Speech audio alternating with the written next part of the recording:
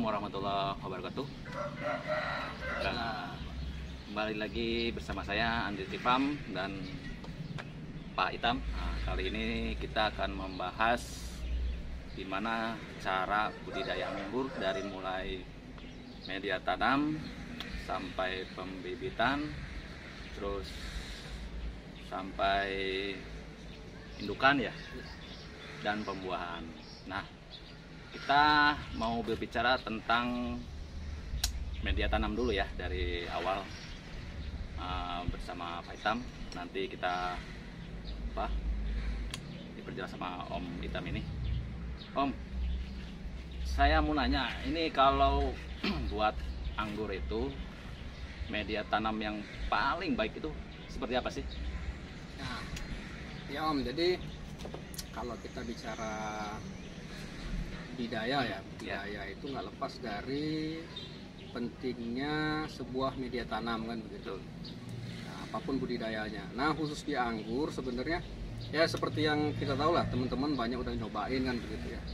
Ada yang bilang media tanam apa? Ya apa aja yang dapat bagus iya. Nah, tapi menurut pengalaman kita nih, menurut pengalaman yang udah kita coba gitu kan, yang gampangnya itu adalah itu.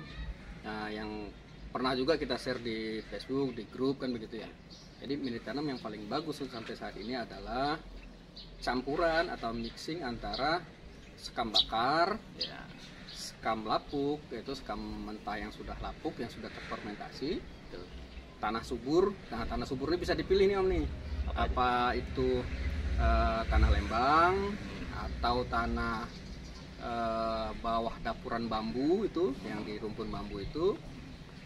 Nah, atau yang penting teksturnya itu gembur dan lembut begitu ya, tidak mengeras. Nah, satu lagi yang nggak boleh lupa adalah kotoran hewan. Nah, pupuk kandang. Nah, ini yang harus diperhatikan itu adalah pupuk kandangnya itu harus yang sudah terfermentasi Om gitu. Nah, banyak yang salahnya begitu, males ribet, males bikin ya kan, beli yang jadi. Nah, kebanyakannya itu si pupuk kandang ini sebenarnya belum jadi gitu ya kan. Nah, akhirnya efeknya apa? Efeknya adalah terjadi fermentasi ya kan di saat ada pohon. Nah, proses fermentasi ini kan menghasilkan panas kan. Nah, akhirnya tidak diterima sama pohon itu sehingga pohonnya kering dan sebagainya gitu. Nah, kenapa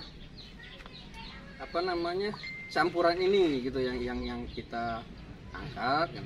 Sebenarnya gini, media itu sebenarnya kan apa aja. Nah, kita kenapa memilih media ini supaya gampang gitu. Jadi campuran media ini bisa kita pakai dari mulai penyemaian, pembibitan, bahkan sampai menjadi media tanam gitu. Tapi kalau media yang lain itu nanti harus beda-beda. Bahkan media ini pun bisa kita pakai menjadi media cangkok sekalipun. Nah, kelebihannya kalau kita memakai satu jenis media itu untuk semai, untuk cangkok, untuk bibit gitu kan, si akar ini nggak perlu lagi adaptasi ulang gitu loh Om. Oh, iya.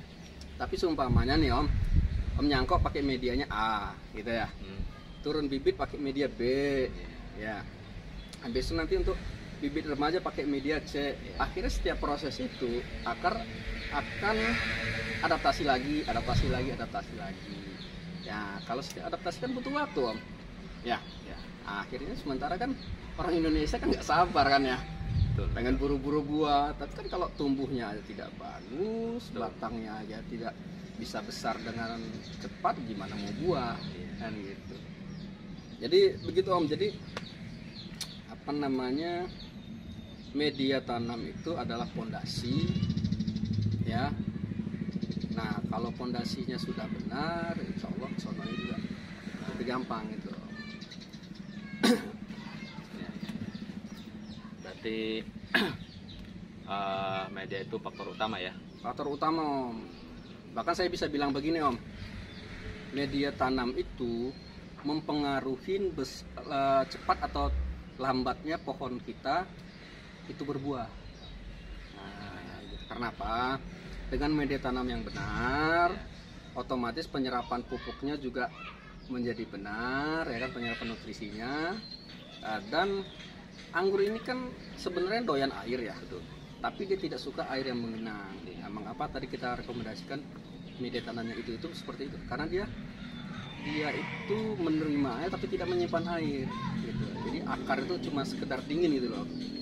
Nah, kalau kebutuhan airnya tercukupi, penyerapan nutrisinya bagus, maka dengan sendirinya pohon akan cepat besar. Nah, kalau pohonnya cepat besar, otomatis lebih cepat juga bisa dibuahkan. Tuh. Nah, sekarang apa sih komposisinya untuk media buat anggur ini? Ya, untuk pemula, Om. Maksudnya orang yang baru tahu menanam anggur itu kan kadang-kadang orang itu asal nanam aja gitu. Misalkan di tanah, ada yang bilang di pasir, ada yang bilang di macam-macam lah. Nah, yang baku tuh seperti apa? Nah, seperti tadi kembali lagi Om ya, yang udah saya sebutin tadi itu komposisi yang udah kita pakai saat ini yang aman itu adalah sekam bakar. Kenapa kita milih sekam bakar gitu ya? Sebenarnya yang kita ambil itu adalah karbonnya, ya, arangnya. Kenapa? Karena seperti yang kita ketahui, arang ini adalah rumah terbaik bagi bakteri, kan begitu. Kedua, skam lapuk, ya, nggak harus skam lapuk sebenarnya, cuman kalau secara ekonomis kan ini lebih murah gitu. Bisa aja misalnya diganti dengan kompos, tapi kompos yang saya bilang di sini itu bukan kompos campur-campur Om ya, tapi kompos murni, kompos yang terbuat dari dedaunan gitu ya. Lalu ada tanah. Nah, tanah ini adalah nanti fungsinya hanya sebagai pengikat nutrisi Om. Ya, kalau nggak pakai tanah gimana? Bisa, hanya saja nanti akan capek kita ngatur nutrisinya karena tidak ada pengikatnya gitu loh. Tuh. Dan pupuk kandang ini sebagai dasaran nutrisi itu tadi. Nah, dengan komposisi media ini tadi kita mix, kita campur dengan perbandingan 1:1, apapun ukurannya ya, misalnya mau makainya ukurannya ember ya, satu ember ini Om udah nggak usah musingin lagi jenis tanah apa ada di lahan Om gitu loh. Apapun jenis tanahnya yang ada di tempat Om, kalau pakai komposisi media tanam ini, itu saya bisa bilang pertumbuhannya akan bagus. Nah, ini sudah saya cobain ya, setidaknya untuk lingkungan Purwakarta, Subang, Karawang itu sudah saya coba Om, sudah saya training. Baik itu bentuk tanahnya sawah, lempung, tanah merah. Dengan komposisi media ini itu tidak ada lagi kendala gitu. Jadi nggak usah mikirin nih, tanah saya ini batu cadas. Dengan komposisi media ini itu terlewatin Om prosesnya. Oke, satu lagi Om. Misalkan kita sudah nemuin bahan-bahan yang seperti Om bilang ya, kita udah ngumpulin, terus kita udah mix, kita udah bikin, terus kita bikin lubang ya, misalkan. Kita masukin. Nah, di situ Kak, apa masih ada proses, misalkan harus nunggu sebulan kah, atau apa langsung tanam kah Om? Nah iya, pertanyaannya bagus Om. Jadi gini, kalau Om bikinnya di tanah nih Om ya, kalau di tanah itu saya sarankan minimum itu adalah 0,25 meter kubik atau sekitar 50 cm kali 50 cm dengan kedalaman 50 cm. Nah kalau di tanah, khusus di tanah ini, maka disarankannya itu minimum dibiarkan dulu setidak-tidaknya 1 bulan Om. Ya, jadi setelah Om gali tanah seukuran itu tadi, Om isi media, ya kan, diamkan dulu. Karena apa? Karena biasanya tanah yang baru digali itu kan kita nggak tahu nih kandungan dalamnya kan, apakah mengandung gas ataukah ada bekas dia dulu, bekas pembakaran kah atau apakah gitu. Nah, ini untuk menghilangkan zat-zat yang tidak kita inginkan ataupun gas-gas yang tidak inginkan, baiknya didiamkan dulu. Tapi kalau misalnya Om makanya di pot, itu setelah di mix, ditaruh di pot atau di planter bag, bisa langsung ditanamin Om. Tapi syaratnya itu tadi Om ya, semuanya sudah terfermentasi. Gitu Om. Oke Om, Terima kasih atas penjelasan masalah media tanam. Siap. Mungkin episode berikutnya kita akan menjelaskan masalah pembibitan ya Om ya. Boleh Om, boleh Om. Untuk kemajuan anggur Indonesia Ya, bisa. kita udah menjelaskan media tanam seperti apa, yang bagus seperti apa, udah dijelasin sama Om atau Pak Hitam. Oke Om, terima kasih atas bincang-bincangnya.